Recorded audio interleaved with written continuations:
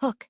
In 1983, millions of copies of a single video game were secretly buried in a New Mexico landfill, an event so bizarre it became an urban legend, only to be confirmed decades later.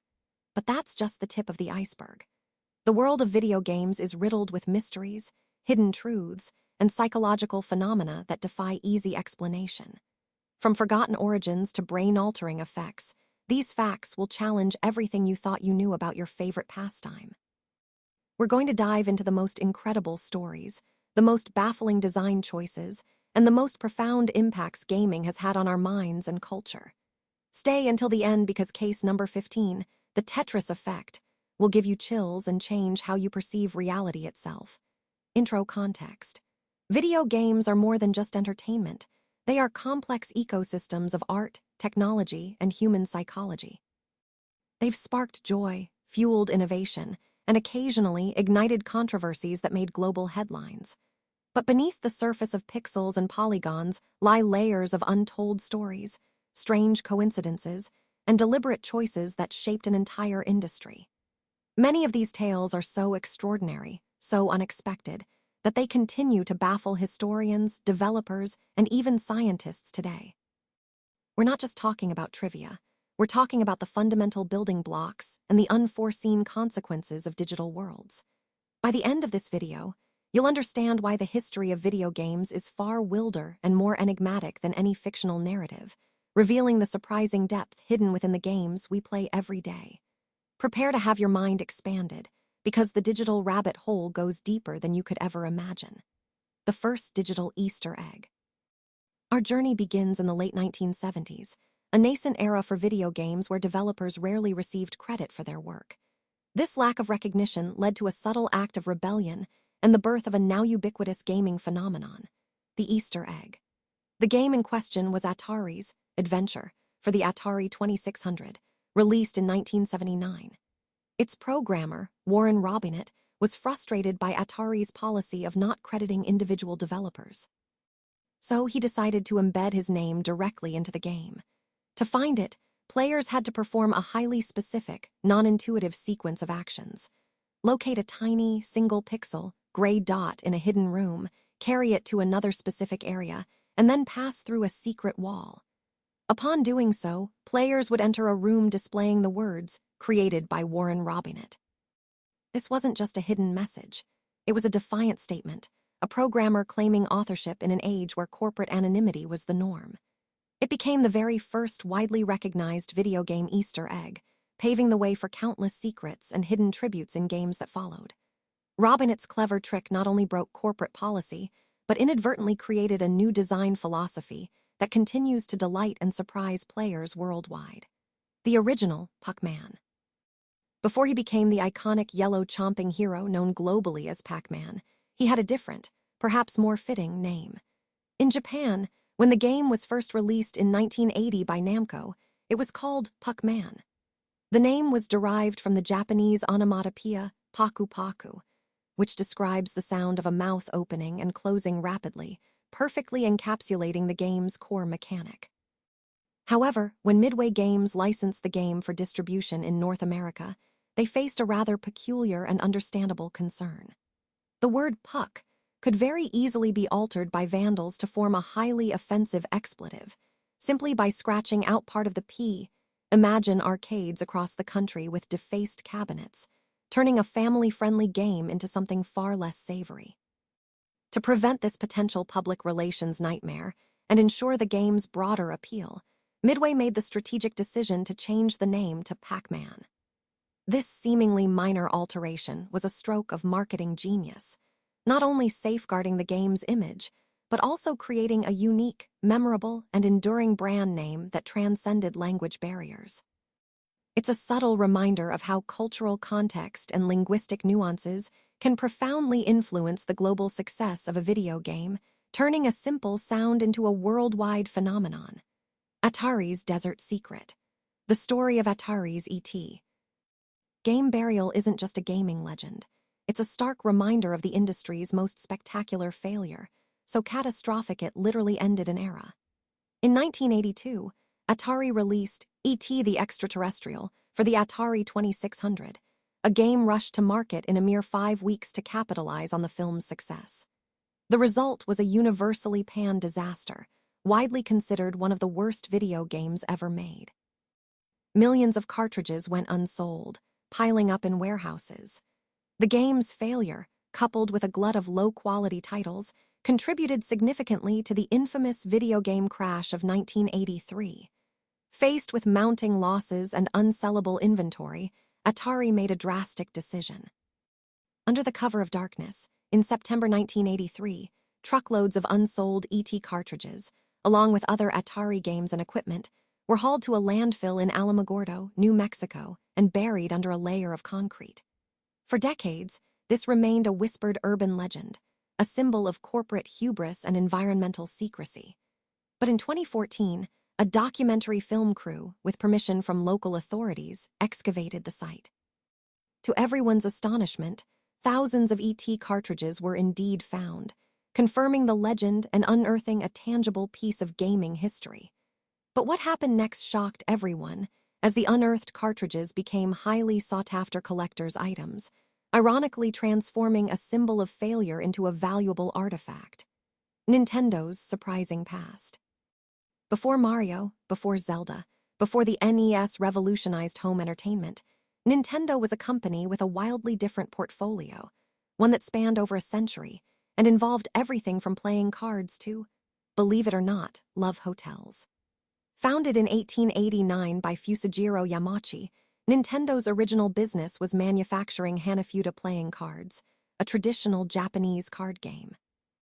These ornate cards remained their primary product for decades, gaining significant popularity across Japan.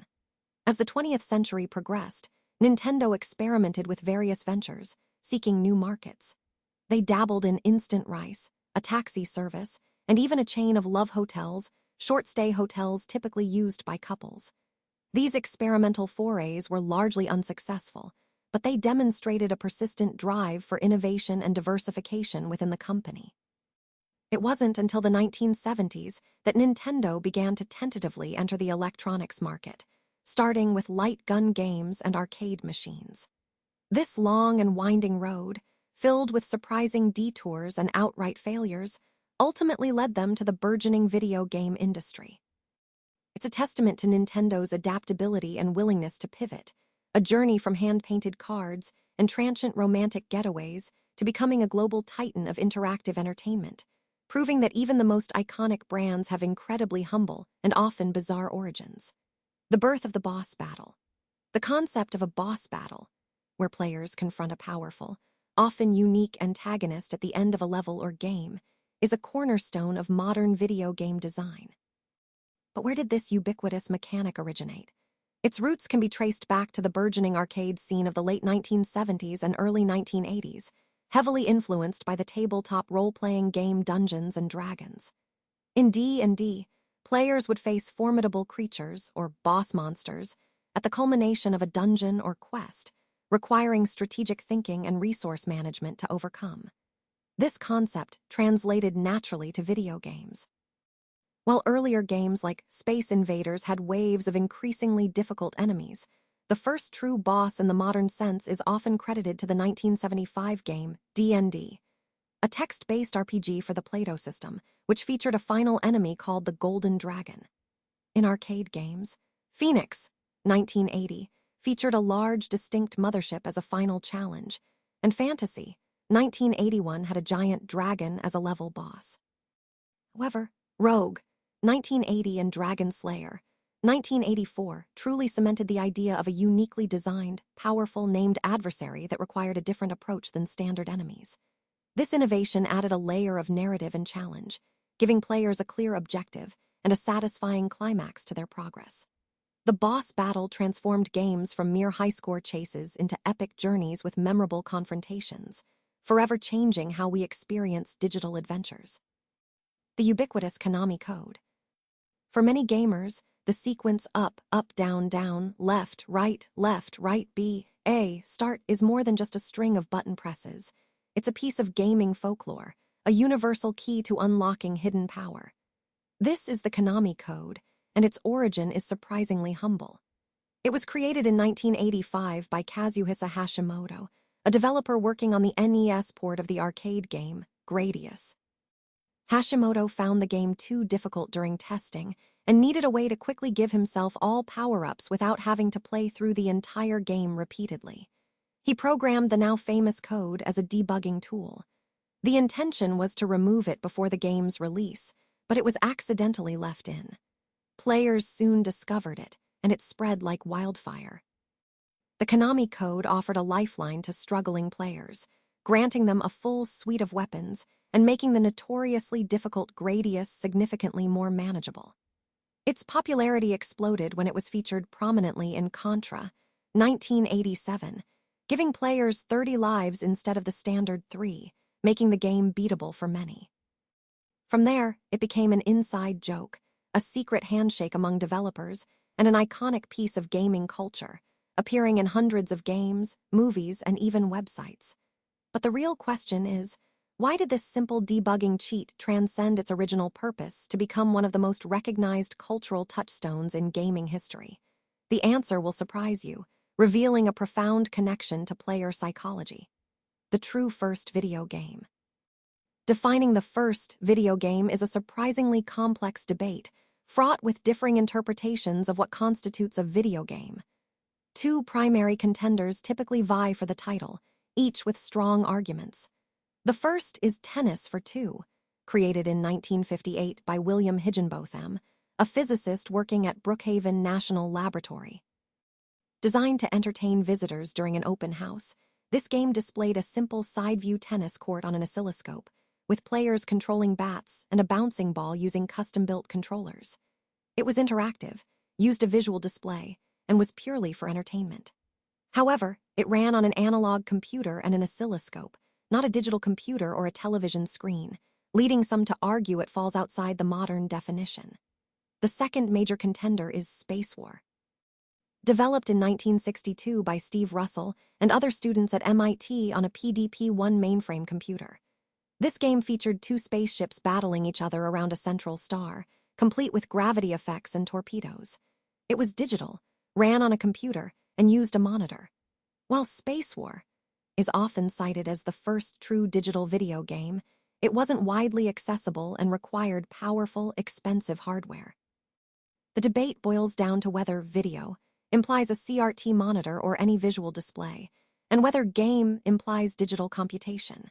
Regardless of the technicalities, both Tennis for Two and Space War were groundbreaking experiments that laid the foundational concepts for interactive digital entertainment, proving that the urge to play and innovate existed long before the arcade boom.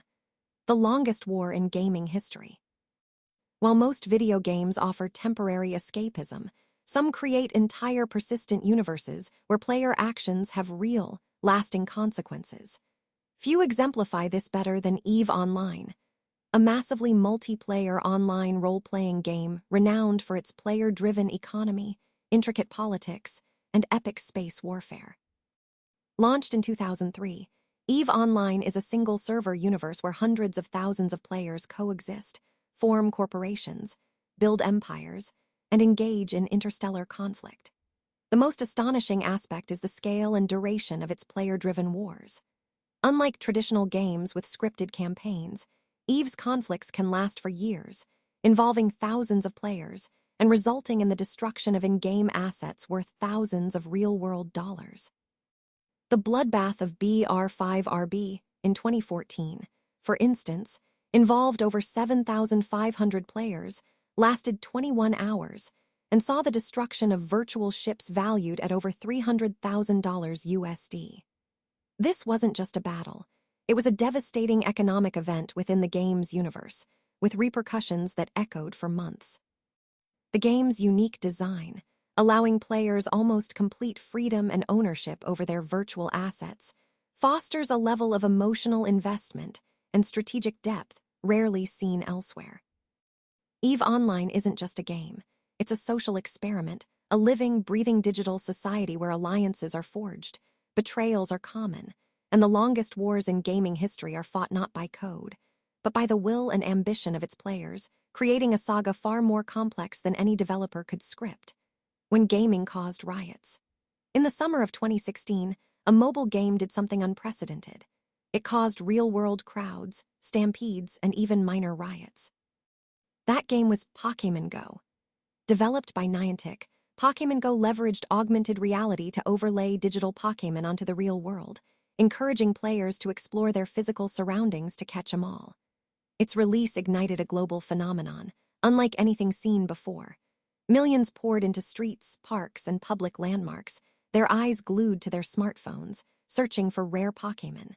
The sheer volume of players often overwhelmed public spaces. In Taiwan, a massive crowd of thousands descended upon a park after a rare Snorlax spawned, creating a chaotic scene.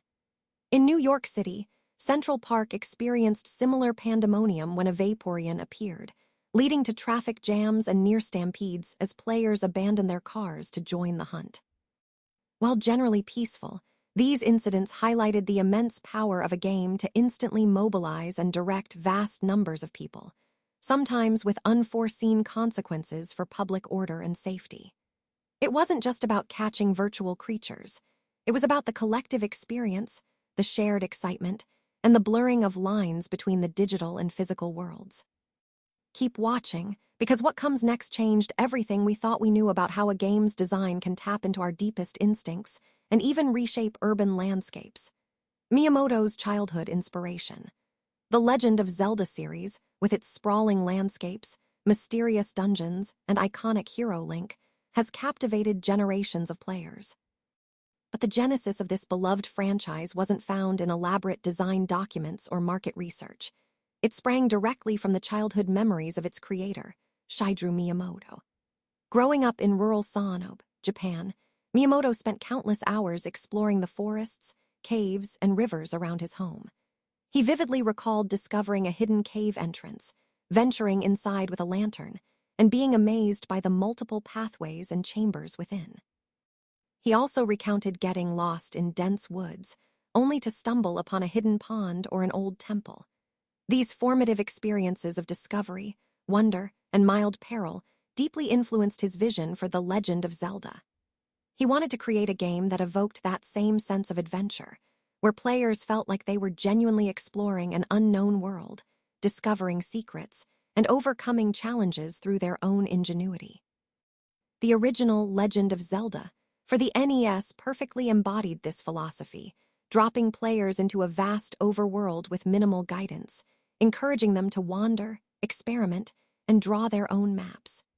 It was a radical departure from the linear, score-chasing games of the era, offering an unprecedented level of freedom and immersion.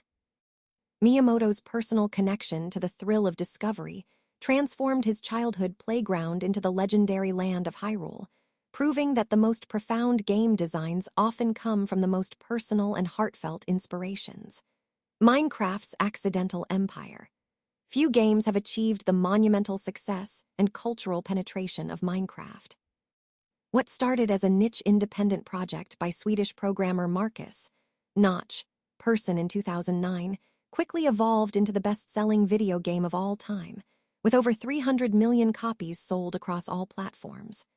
But its rise to global dominance was far from a calculated corporate strategy. It was an accidental empire built on the purest form of creative freedom. Initially released as an alpha version, Minecraft's core premise was deceptively simple. Players could mine blocks of resources and use them to build anything they could imagine in a procedurally generated 3D world. There was no explicit story, no defined objective, just endless possibilities. This sandbox approach resonated deeply with players, particularly children, who found an unparalleled outlet for creativity. Its blocky, pixelated aesthetic, initially a limitation of its indie development, became its signature charm. What truly fueled its growth was word of mouth, YouTube videos showcasing incredible creations, and the passionate community that formed around it. Microsoft eventually acquired Mojang, Minecraft's developer, for a staggering $2.5 billion in 2014, recognizing its immense cultural and educational value. From a single programmer's passion project to a global phenomenon taught in schools and used by architects, Minecraft's journey is a testament to the power of emergent gameplay and community-driven content, proving that sometimes the most successful games are those that simply provide the tools and get out of the way, allowing players to create their own magic. The most expensive game ever made. When we talk about the most expensive video games ever made, we're not just discussing development costs. We're talking about colossal investments that rival blockbuster Hollywood films. The title for the most expensive game in history, factoring in both development and marketing, often goes to Grand Theft Auto V, released by Rockstar Games in 2013. GTA V's combined budget was estimated to be around $265 million. To put that in perspective, this figure exceeded the production budgets of films like Avatar and The Dark Knight Rises at the time. This massive investment was poured into every aspect of the game, creating an incredibly detailed open world of Los Santos and Blaine County, hiring a vast team of developers, writers, voice actors, and motion capture artists, and orchestrating a global marketing campaign.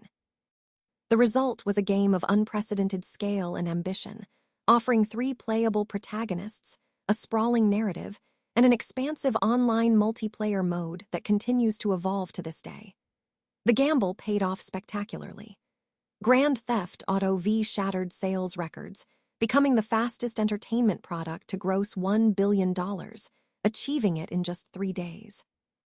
It has since sold over 190 million copies worldwide, generating billions in revenue and cementing its place as one of the most successful entertainment products of all time. Its enduring popularity and financial success demonstrate that when ambition meets meticulous execution and a willingness to invest heavily, the returns can be astronomical, redefining what's possible in interactive entertainment and setting new benchmarks for the industry. The Tetris effect, gaming's deepest mystery. Imagine playing a game for so long, so intensely, that its patterns and mechanics begin to bleed into your perception of the real world. This isn't a sci-fi premise. It's a documented psychological phenomenon known as the Tetris effect. Named after the iconic puzzle game, this effect occurs when individuals devote excessive time and attention to an activity, leading them to experience persistent mental imagery, thoughts, or even physical sensations related to that activity, even when they are no longer engaged in it. For Tetris players, this manifests as seeing falling blocks in their peripheral vision, mentally rotating real-world objects to fit together, or even dreaming about endlessly arranging tetraminos. The Tetris effect isn't limited to gaming. It's a form of cognitive afterimage that can happen with any highly repetitive, pattern-based task. However, Tetris, with its simple yet infinitely complex spatial reasoning and immediate visual feedback, is a perfect catalyst. Researchers have studied the Tetris effect to understand how the brain processes and retains information, particularly procedural memory and visual processing. It reveals how deeply our brains can be rewired by repetitive tasks, creating new neural pathways that influence our subconscious thoughts and perceptions. It highlights the brain's incredible plasticity and its tendency to continue processing unresolved problems or patterns even during rest. What's truly chilling is that some individuals report phantom sensations, feeling the weight or shape of blocks that aren't there, a phenomenon akin to phantom limb syndrome. This isn't just a quirky side effect of gaming. It's a profound insight into how our minds interpret and reconstruct reality, showing that the digital worlds we inhabit can literally reshape our internal landscape, making us see, think, and even dream in pixels long after we've put the controller down. The Tetris effect is a powerful reminder that our engagement with games is not just passive entertainment. It's an active, transformative process that can profoundly alter our very perception of existence. Call to action.